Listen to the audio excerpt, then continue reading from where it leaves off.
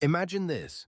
Two championship contenders walk into the garage with identical budgets, identical engines, identical drivers, yet one will dominate the season and the other will fight for scraps. The difference? A handful of millimeters on a single piece of carbon fiber at the very front of the car. Today, we're uncovering the hidden science of the front wing, that elegant slice of aerodynamic art that controls not just how much grip your car has, but how every single air molecule flows over everything behind it. Because the truth is, it's far more than just a downforce generator.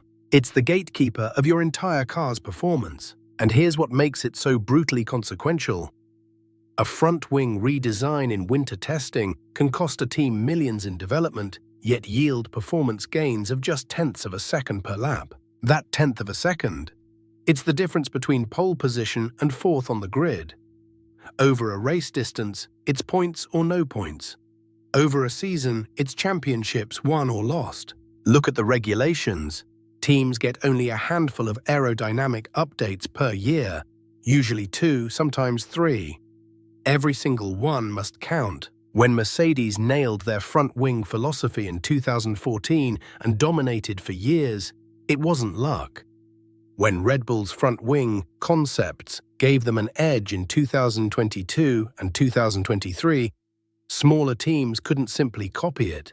They had to understand the principles behind it, and by then, the season was already underway. That's why the world's best aerodynamicists spend months on something you might glance at for 2 seconds as a car passes the grandstand. It's why engineers lose sleep over flow separation patterns that exist for microseconds. Because in Formula One, control the front wing and you control the narrative of the entire season. So let's actually look at what happens when a front wing is being born. Because it's not some abstract computer calculation happening in the dark. An aerodynamicist sits down with reference geometry, the regulations in one hand, and thousands of hours of computational fluid dynamics in the other, CFD. That's essentially a supercomputer simulating how air moves around every curve and surface. But here's the thing. The computer is just the beginning. You need to picture what's really happening in the air around that wing. Imagine standing beside a running race car. The air is moving at well over 200 miles an hour, and it hits that front wing like an invisible river being split and redirected. Every millimeter of that wing's shape dictates where that river flows. The top surface of a front wing is typically more curved than the bottom. That's not random. As air flows faster over a curved surface, pressure drops, and lower pressure pulls the car downward.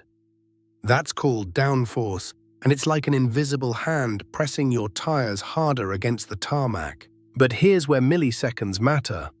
If that air separates from the wing, if it loses contact with the surface, you get turbulence, you lose downforce instantly, and the car becomes a handful to drive through a corner. The angles matter enormously. The angle of attack, that's the pitch of the wing relative to the oncoming wind, typically sits between 12 and 18 degrees. Too shallow and you don't generate enough load. Too steep and boom, separation. Now engineers don't design these in isolation. That front wing pushes air backward and sideways, creating a wake that absolutely affects everything behind it. The engine cover, the rear suspension, the diffuser, the rear wing. It's an ecosystem. Temperature and rubber compound enter this too. On a cool morning in qualifying, that downforce feels crisp and responsive. By race day in warm conditions, the tire compound is softer, the track temperature is higher, and the aerodynamic forces are actually slightly different because air density changes with heat. That's why you see teams adjusting front wing angles between qualifying and the race, sometimes just by a degree.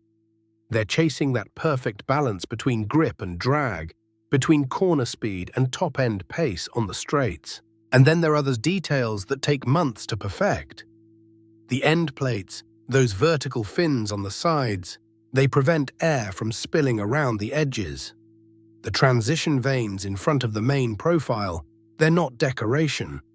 They condition the airflow and create smaller vortices that help manage energy. When you're watching a car lap a circuit, you're watching the result of roughly 200 design variables on that front wing alone, each one tested, refined, pushed to the regulations' limits, and validated over thousands of virtual kilometers before a single lap is run in reality. That's the complexity hidden in plain sight on the most visible piece of the car. But understanding the theory is one thing, seeing it decide a season is another. Take 2016. Mercedes came to the season with a front-wing concept that was aggressive, high downforce, very efficient in medium-speed corners. Lewis Hamilton loved it. But as the season progressed and other teams, especially Red Bull, refined their own designs, Mercedes realized they'd backed themselves into a corner. By mid-season, they were struggling on circuits like Hungary and Spa, where top speed mattered more than pure corner grip. The front wing that won them the early races became a liability. They had to compromise the design, actually reducing downforce to recover pace on the straights. Hamilton and Rosberg both felt it. That's the penalty of getting the front wing philosophy wrong early. You can't just bolt on a completely new one without a massive redesign of everything downstream. The suspension geometry, the brake balance, even the driver's confidence in how the car turns in. Then look at 2009, the Brawn GP season. That car was astonishing, and a huge part of why was the front-wing design philosophy inherited from Honda. The team understood how to manage that air, how to condition it before it reached the rest of the chassis. Jenson Button won the championship that year, and while everyone talked about the famous double diffuser, the front wing was doing equally important work. It was sculpted, intelligent, and it set the tone for airflow management across the entire vehicle. Every millimeter was purposeful. Fast forward to 2022 and the ground effect regulations. Mercedes and Red Bull spent the entire winter arguing about front wing stiffness and how downforce at the front affects the car's ability to manage porpoising, that violent bouncing caused by ground effect cars. Red Bull's front wing design philosophy actually helped them reduce porpoising early in the season. Mercedes' design was stiffer initially, and it amplified the problem. By the time Lewis Hamilton and George Russell were complaining about physical pain from the bouncing, everyone understood. Those front-wing decisions made in the factory back in December had real, painful consequences in April. That's the weight of a few millimeters. That's why team principals lose sleep over it. Now, here's a thought experiment. What if a team had decided in 2022 to run a front wing designed for pure low-downforce circuits, think Monaco philosophy, but applied it globally across every track? It sounds absurd, but it illustrates something crucial. A front wing isn't just about the wing itself. It's about a cascade of promises you're making to the rest of the car. If you commit to that low downforce philosophy, your suspension has to work harder to find grip. Your brake balance shifts because you've got less nose stability under deceleration. Your driver has to relearn how the car communicates through the steering wheel in the first corner. You're essentially redesigning the entire vehicle's personality from the front bumper backwards.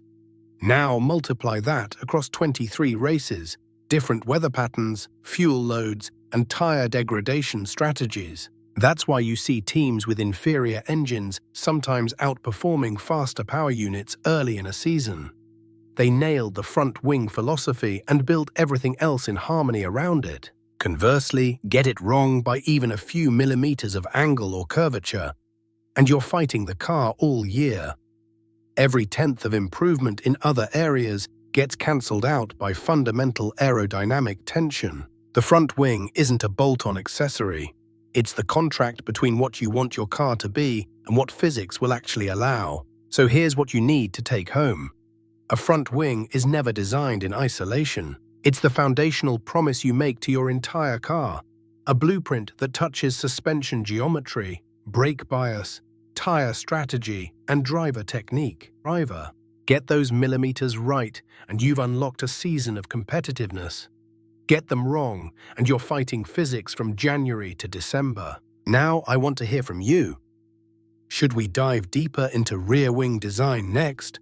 Or would you rather explore how teams adapt wings for Monaco versus Monza? Drop your vote in the comments below, and please subscribe so you don't miss the next chapter of aerodynamic mastery.